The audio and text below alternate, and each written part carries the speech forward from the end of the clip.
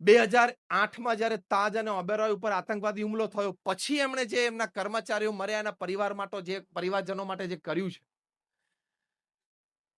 એ corporate જગતમાં એક અદ્વિતીય દાખલો થઈ ગયો. અને પીપલ સે only Tata can do it.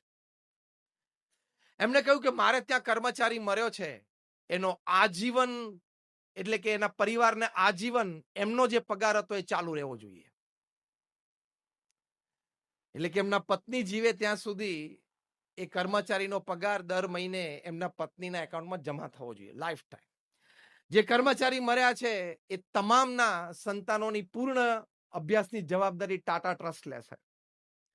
જે ઇન્જર્ડ થયા છે અને ગમે તેવો ખર્ચો થાય એ ટાટા ટ્રસ્ટ ભોગવશે.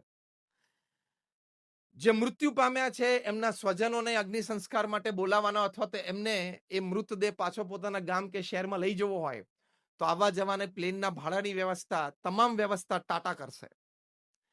એ લોકો લેવા માટે આવે તો 1 રાત 2 રાત એમને રોકાવાનું થાય તો ટાટાની હોટલ્સમાં એ લોકોને 5 સ્ટાર હોટલમાં બધી ફ્રી સર્વિસીસ મળશે.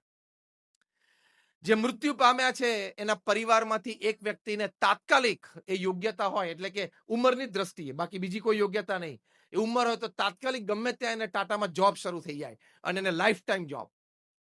શું એથિકલી વ્યક્તિ વાત કરે છે. રતન ટાટા પોતે ઇન્ટરવ્યુમાં બોલ્યા કે if I have decided to spend 500 crores to rebuild Taj, I have to spend another 500 crores to rebuild the lives of the families of my employees who have passed away.